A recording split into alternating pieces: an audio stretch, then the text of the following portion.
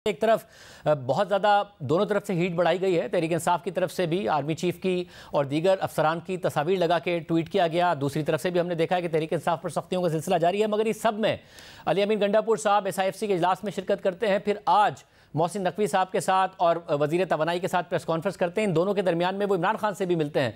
क्या पार्टी ने कहीं तय किया है कि जी बात अब आगे भी बढ़ानी है, कहीं ना कहीं बर्फ क्या पिघली है, क्या मामला था? नहीं, ऐसी तो कोई बात नहीं है। देखिए, जहाँ तक गंडापुर साहब का बतौर चीफ मिनिस्टर के आईनी फ़राइज़ हैं, उसको पूरा करने के लिए अगर वो फेडरल गवर्नमेंट के साथ या उसके किसी मिनिस्टर के साथ इंटरेक्ट करते हैं तो वो तो समझ में आता है ना। आफ्टर ऑल हुकूमती मामला चलाने हैं, लेकिन इस पे ये अखज़ नहीं किया जा सकता कि ये पार्टी के दरमियान कोई इस मामले में नेगोशिएशन हो रही है। अच्छा, हुकूमत की तरफ से एहसन इकबाल साहब ने और फिर कायम मकाम सदर हैं यूसुफ गिलानी साहब पीपल्स पार्टी से, उन्होंने दावत दी है दोबारा मुज़ाकरात की। क्या तहरीक इंसाफ कतई तौर पर सियासी जमातों के साथ तैयार नहीं है? क्योंकि अस्करी क़यादत पर तो आप बराह रास्त अब तनकीद कर रही है, आर्मी चीफ पर बराह रास्त तनकीद कर रहे हैं, वहाँ से भी मुज़ाकरात का कोई ऐसा नहीं है कि कोई बात की गई हो। देखिए, बात यह है कि मुज़ाकरात तो उनके साथ होते हैं जिन्होंने आपके साथ कोई बेहतर तौर पर सलूक किया हो, और दूसरी बात सबसे बढ़ के ये है उन लोगों के साथ, उन पार्टी के साथ क्या मुज़ाकरात हो सकते हैं जिन्होंने आपका मैंडेट चोरी किया हो, जिनको आपकी सीटें चोरी करके दे दी गई हो, उसकी बुनियाद पर वो अपनी एक नाजायज हुकूमत बनाए बैठे हो।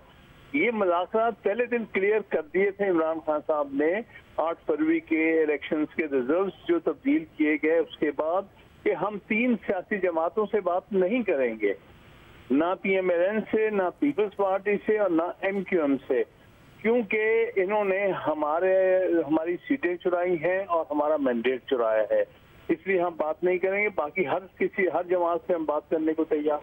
तो खसब इनसे बात नहीं करेंगे, इस्टेब्लिशमेंट से बात हो नहीं पा रही है, और सख्त ज़ाहिर है आप देख ही रहे हैं कि जो तहरीक इंसाफ की तरफ से 1971 से मवाजना किया जा रहा है, शेख मुजीबुर रहमान के हवाले से मवाजना किया जा रहा है, इस्टेब्लिशमेंट पर बराह रास्त तनकीद की जा रही है, SIFC के प्लेटफॉर्म पर की जा रही है, तो वहाँ पर भी नहीं होगी बात। तो इसका मतलब है मुज़ाकरात होंगे ही नहीं, स्टेटस को चलेगा, या कोई रास्ता है जो तहरीक इंसाफ को नजर आता है सबके आखिर में?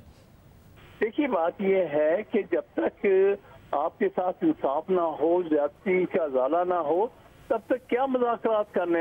एक तरफ वो हर तरह के झूठे मुकदमात में PTI की सारी लीडरशिप को फंसाया हुआ है, उनको झूठे मुकदमात में अंदर किया हुआ है, और पूरा साल हो गया है जिस कदम सख्ती और ज्यादती हो गई है।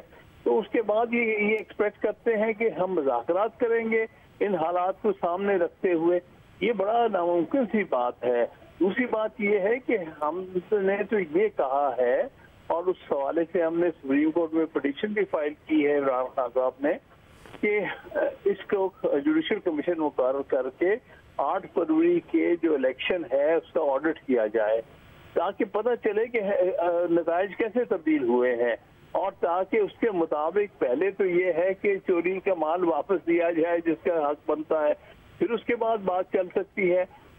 इसके तो बरक्स इनका जो कॉन्डक्ट है दूसरी पार्टीज का, जिनका मैंने जिक्र किया है, वो ना सिर्फ ये कि हमारे जीते हुए इलेक्शन में हमें हराया गया, बल्कि हमारी सीटें ली गई, बल्कि जो सीटें इस हवाले से भी हमें मिलनी थी, यानी जिसको हम रिजर्व सीट्स कहते हैं, उसके भी क्लेमेंट बन गए अपने सीटों के अलावा। तो आप देखिए कौन सी जाती है जो नहीं की। रिजर्व सीट्स का तो अदालत ने फिलहाल फैसला मुअत्तल किया हुआ है, वहां से फैसला आएगा। मगर जब अली अमीन गंडापुर साहब तैयार होते हैं मरकज के साथ काम करने के लिए, तो ये इस बात की क्या निशानदेही नहीं है कि कम से कम तहरीक इंसाफ को भी इस बात का इदराक है कि अब सिस्टम यहाँ पर है, ये हुकूमत अब चलने के लिए है, बजाय इसके कि वो हुकूमत जो पहले दावा कर रही थी तहरीक इंसाफ की गिर जाएगी?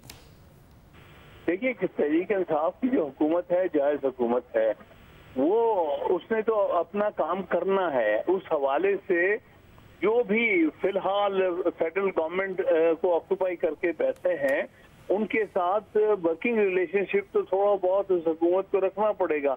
इसका मतलब ये नहीं है कि हमने नताइज कबूल कर लेने हैं और कहना है कि फेडरल गवर्नमेंट जो बनाई गई है जिन पार्टीज की, वो जायज बनाई गई है, ये बात हरगिज नहीं है ना। हमने ये एक्सेप्ट किया है कि पंजाब हुकूमत, जो कि हम समझते हैं कि इलेक्शन रिजल्ट तब्दील करने के लिए बनाई गई है, उसको हमने जायज़ मान लेना है।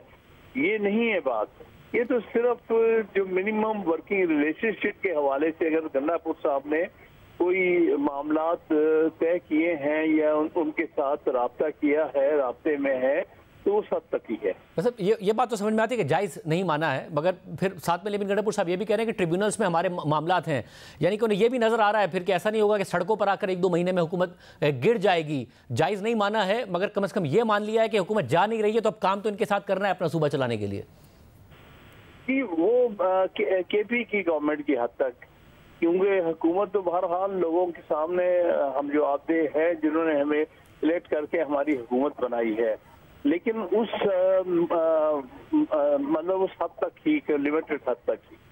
हामिद साहब, 2018 तक असद उमर साहब, नईमुल हक साहब, आपकी पार्टी के दीगर रहनुमा इमरान खान साहब ये कह रहे थे कि नवाज शरीफ खुद को शेख मुजीबुर रहमान बना रहा है, फिर गद्दार वतन उन्हें करार दे रहे थे, शेख मुजीब को भी, नवाज शरीफ साहब को भी। आज उन्हें मुहिब वतन करार दे रहे हैं, जनरल याह्या को गद्दार वतन करार दे रहे हैं। तो ये रियलाइजेशन है कम से कम दो जमातों में 5 साल के फ़र्क से कि शेख मुजीबुर रहमान गद्दार वतन नहीं थे, या अपने मकसद के लिए इस्तेमाल कर रही होती हैं जमातें। देखिए, वो मेरे नज़दीक मेरे ख्याल में उन्होंने पूरी चीज़ को पूरी तरह से अंडरस्टैंड किए बगैर ऐसे बयान जिसने दे दिए होंगे। मुजीब रहमान गद्दार वतन नहीं था, उसने जायज़ तरीके पे इलेक्शन जीता हुआ था। ज्यादती उन्होंने की उस वक्त की मिलिट्री स्टैब्लिशमेंट ने, जिसने उसको हुकूमत नहीं होने ट्रांसफर होने दी, जिसके नतीजे में मुल्क 2 लख्त हो गया। और हमारे बंगाली भाई जो कि पाकिस्तान बनाने में हमसे ज्यादा जिनका हिस्सा था, वो अलग मुल्क के तौर पर हो गए। ये एक बहुत बड़ा अलमिया है। तो उस बात को कोई तारीखी तौर पे नहीं छुटा सकता कि जो 71 की का अलमिया है उसमें किसका कितना रोल है। तो वो एक हकीकत है। और अगर कोई इस किस्म का जाली बयानिया पर बात करता है और मुजीबुर रहमान पर वो सारा बर्डन डाल देते हैं बजाय याहिया पर डालने के, ये याहिया की जो मिलिट्री कोठरी थी उसमें डालने के, तो वो पाकिस्तान के साथ भी, पाकिस्तान की तारीख के साथ भी और सच्चाई के साथ भी बिल्कुल उनके साथ ज्यादती करेंगे। अच्छा, और आपको नियर टर्म में नजर आ रहा है कि इस वक्त आपकी जो फाइट है जाहिर है वो प्रिवेल कर जाए, या आपको लग रहा है कि फिलहाल बड़ा मुश्किल है कि मुज़ाकरात का कोई दरवाजा खुले या किसी भी तरीके से ये सूरत हाल बदल जाए जो इस वक्त नजर आ रही है? देखिए, एक सूरत तो हो सकती है, उसमें जुडिशरी का रोल हो सकता है कि अगर ये जिस तरह हमने कहा है कि आप इन इलेक्शन का 8 फरवरी के इलेक्शन का ऑडिट कराएं। ये तो फॉर्म 47 के लोग हैं, फॉर्म 47 की हुकूमत बनी है। आप हकीकी जो इलेक्शन है उसका ऑडिट करा के जो सही नतायज हैं वो सामने लाएं और उसके मुताबिक जो है हुकूमतें फॉर्म हो या जो भी आइंदा आईनी सूरत हाल उसके मुताबिक चलाई जाए। ये हमारा मुतालबा है।